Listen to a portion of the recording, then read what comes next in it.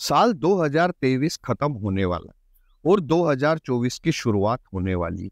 इस साल हमें खेती से नुकसान हुआ या फायदा, यह सभी बातों को पीछे छोड़कर हमें आने वाले साल में खेती से ज्यादा कमाई करना है। इसके ऊपर अपना पूरा ध्यान केंद्रित करना है। इसलिए आपको मैं इस वीडियो में जनवरी महीने में लगाई जाने वाली उन फसलों की जानकारी दूंगा जिनकी बुआई आप जनवरी के महीने में कर सकते हैं।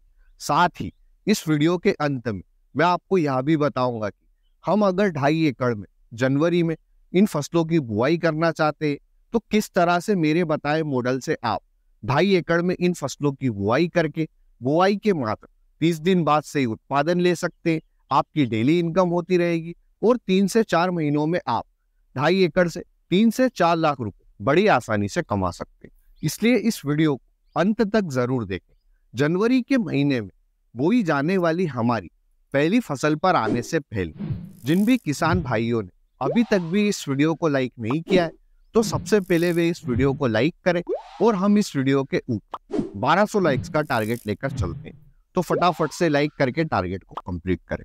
जनवरी के महीने में बोई जाने वाली हमारी पहली फसल है भिंडी। अगेती में बोई जाने वाली भिंडी की फसल आप जनवरी के महीने में लगा सकते हैं। जिन राज्यों में 15 जनवरी के बाद में तापमान कम नहीं होता है और ठंड भी कम गिरती है तो वे राज्य के किसान भाई 15 जनवरी के बाद में भिंडी के बीजों की बुआई अपने खेतों में कर सकते हैं। और जिन राज्यों में जनवरी के महीने में भी ठंड ज्यादा गिरती है तो वे जनवरी के अंतिम सप्ताह में भिंडी के बीजों की बुआई अपने खेत में कर सकते हैं। बीज बुआई आप सीधे ही खेत में कर सकते हैं। आपको एक बीज से दूसरे बीज की दूरी 1 फीट रखना है, एक लाइन से दूसरे लाइन के बीच की दूरी भी 1 फीट रखना है।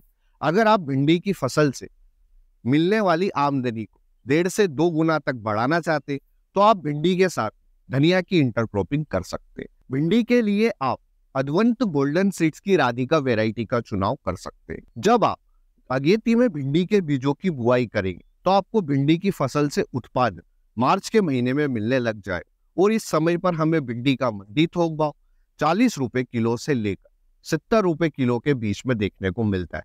यानी कि हमें भिंडी की फसल से काफी ज्यादा आमदनी होगी अगर हम जनवरी में भिंडी की अगेती में बुआई करते हैं तो। जनवरी के महीने में बोई जाने वाली हमारी दूसरी फसल है करेला। जिन राज्यों में जनवरी के महीने में ज्यादा ठंड गिरती है तो वे राज्य के किसान भाई करेले के बीजों की बुआई सीधे खेत में करने के बजाय सबसे पहले करेले के बीज से उसकी नर्सरी तैयार करें और जब नर्सरी 20 से 25 दिन की हो जाए उस समय पर करेले के पौधों का ट्रांसप्लांट खेत में कर सकते हैं। इसी तरह से जिन राज्यों में जनवरी के महीने में ज्यादा ठंड नहीं गिरती है तो वे जनवरी के अंतिम सप्ताह में करेले के बीजों की बुआई सीधा ही खेत में कर सकते हैं। इसी तरह से आप हमारी अन्य बेल वर्गीय फसलें गिलकी, लौकी, तोरई इन फसलों की भी बुआई जनवरी के अंतिम सप्ताह में या फिर जनवरी के महीने में कर सकते हैं। जनवरी के महीने में बोई जाने वाली हमारी तीसरी फसल है मिर्च। आप जनवरी में मिर्च के पौधों का ट्रांसप्लांट खेत में नहीं कर सकते। हाँ, जिन राज्यों में ज्यादा ठंड नहीं गिरती है तो वे नर्सरी से मिर्च के पौधे खरीद कर पौधों का ट्रांसप्लांट खेत में कर सकते हैं। पर जहां पर ठंड ज्यादा गिरती है तो वे राज्य के किसान भाई सबसे पहले जनवरी के महीने में मिर्च की नर्सरी तैयार करें और मिर्च की नर्सरी को अत्यधिक ठंड से बचाने के लिए आप लो टनल के अंदर मिर्च की नर्सरी तैयार करें। और फिर जब आपकी मिर्च की नर्सरी 25 से 30 दिन की हो जाए यानी कि फरवरी के महीने में आप खेत में सीधा मिर्च के पौधों का ट्रांसप्लांट कर सकते हैं। इस तरह आपकी मिर्च की फसल अन्य किसान भाइयों से 1 महीने पहले आएगी।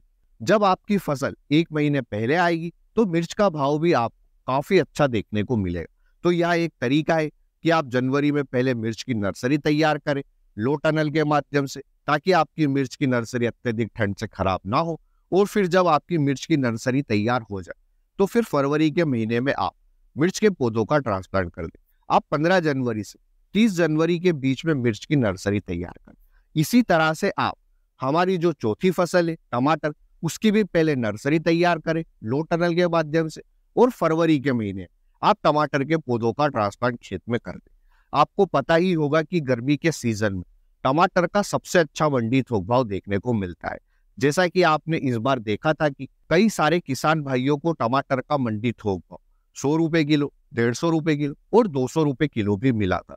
और कई सारे किसान भाई टमाटर की फसल से करोड़पति भी बने थे। इसलिए आप भी इसी तरह से टमाटर के पौधों का ट्रांसप्लांट अपने खेत में करें जनवरी व फरवरी के महीने। जनवरी के महीने में लगाई जाने वाली हमारी पांचवी और छठी फसल है तरबूज और खरबूज। आप सभी किसान भाई यह अच्छी तरह से जानते हैं कि तरबूज व खरबूज की बुआई का सबसे उपयुक्त समय फरवरी और मार्च का महीना है। पर कई सारे किसान भाई अगेती में भी तरबूज और खरबूज की खेती करते हैं जनवरी के महीने में। वे क्या करते हैं कि वे तरबूज के बीजों की बुआई सीधा ही खेत में कर देते हैं और फिर उनकी तरबूज की फसल को लो टनल के माध्यम से ढक देते। लो टनल किस तरह से लगाते पहले वह समझ लेते हैं। लो टनल बनाने के लिए हमें कुल 3 प्रोडक्ट लगेंगे। पहला हमारा यह फाइबर की स्टिक हो गई, दूसरा हमारा क्रॉप कवर हो गया। क्रॉप कवर 2 टाइप के आते हैं। ठंड के लिए यह जो हमारा फाइबर का क्रॉप कवर है यह चलेगा और बारिश के लिए आप प्लास्टिक क्रॉप कवर का भी उपयोग कर सकते हैं। तीसरा हमारा यह धागा है। सबसे पहले आप इन फाइबर स्टिक को बेड के दोनों तरफ कुछ इस तरह से लगा दें। आपको जितनी ऊंचाई रखना है आप रख सकते हैं। एक स्टिक से दूसरी स्टिक के बीच की दूरी आप 10 फीट रखें। धागे की हमें 3 लाइन लेना है, 1, 2 और एक पीछे की साइड 3, ताकि हमारा जो क्रॉप कवर है उसको सपोर्ट मिले। इसके बाद में आप क्रॉप कवर लगा दें कुछ इस तरह से, जैसा कि आप वीडियो में देख सकते हैं। और फिर क्रॉप कवर के दोनों साइड आप मिट्टी को चढ़ा दें। क्रॉप कवर को बेड के दोनों साइड किसी भी खूंटे की सहायता से बांध दें। इस तरह से आप अपने खेत में लो टनल लगा सकते। तो जब वे अपनी तरबूज और खरबूज की फसल को लो टनल के माध्यम से ढकते हैं तो उनकी तरबूज और खरबूज की फसल अत्यधिक ठंड से प्रभावित नहीं होती है और लो टनल एक उचित वातावरण प्रदान करता है। इस तरह से जो आप देखते हैं कि कई किसान भाई तरबूज व खरबूज का समय से पहले उत्पादन ले लेते हैं, तो यह उनका तरीका है। इसके अलावा आप तरबूज और खरबूज की जनवरी के महीने में नर्सरी तैयार कर ले और उस नर्सरी को लो टनल में रख दे और फिर आप फरवरी के महीने में जो नर्सरी में हमारे तरबूज और खरबूज के पौधे तैयार हुए उन्हें सीधा ही खेत में ट्रांसप्लांट कर दे। ये दोनों तरीके हैं अगेती में तरबूज और खरबूज की बुआई करने के। आपको जो भी उचित लगे आप उस तरीके से तरबूज और खरबूज की बुआई कर सकते। जनवरी के महीने में बोई जाने वाली हमारी 7वीं और 8वीं फसल है फूल गोभी और पत्ता गोभी। अभी आप सभी किसान भाइयों को फूल गोभी और पत्ता गोभी का काफी कम भाव देखने को मिल रहा होगा, क्योंकि इस समय पर ज्यादातर किसान भाइयों की फूल गोभी और पत्ता गोभी की फसल मंडी में जाने के लिए तैयार रहती है और मंडी में इस समय पर फूल गोभी और पत्ता गोभी काफी ज्यादा आवक रहती है। इस कारण भाव कम देखने को मिलता है। पर अगर आप इन दोनों फसलों की पछेती में बुआई करते हैं तो मार्च के महीने में आपको इन फसलों का काफी अच्छा उत्पादन देखने को मिलेगा। इसलिए आप जनवरी के महीने में फूल गोभी और पत्ता गोभी के पौधों का ट्रांसप्लांट सीधा ही खेत में कर सकते हैं। नर्सरी तैयार नहीं है तो आप कहीं से भी फूल गोभी और पत्ता गोभी के पौधे खरीद कर उनका ट्रांसप्लांट खेत में कर सकते हैं। जैसा कि आप देख सकते हैं कि हमारी फूल गोभी और पत्ता गोभी की नर्सरी तैयार होने वाली है और कुछ ही दिनों में हम फूल गोभी और पत्ता गोभी का ट्रांसप्लांट कर देंगे, क्योंकि हम भी पछेती में फूल गोभी और पत्ता गोभी की खेती करते और हमें इसका काफी अच्छा मंडी थोक भाव देखने को मिलता है।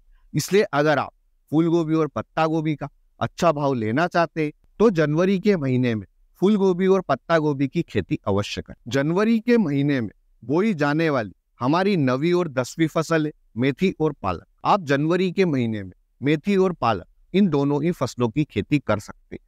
यह समय भी मेथी और पालक के लिए एकदम उपयुक्त समय है।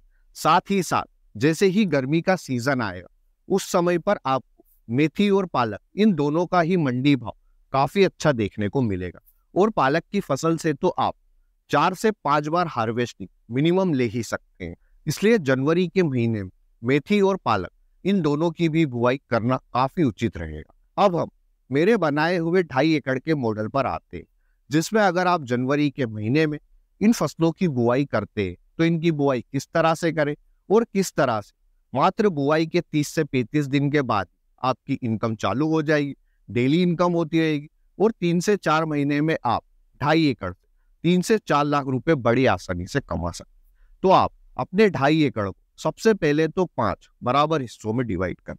अब आप जो हमारा पहला हिस्सा है ½ एकड़, जिसे हमने ए नाम दिया है, इसमें आप सबसे पहले भिंडी के बीजों की बुआई करें और भिंडी की फसल के साथ धनिया की इंटरक्रॉपिंग करें। दूसरे हिस्से बी में आप मेथी और पालक की फसल को लगाएं और तीसरे हिस्से सी में तरबूज और खरबूज की फसल को लगाएं लो टनल के माध्यम से। और चौथे हिस्से में आप टमाटर की फसल लगाएं और पांचवें हिस्से में मिर्च की फसल लगाएं।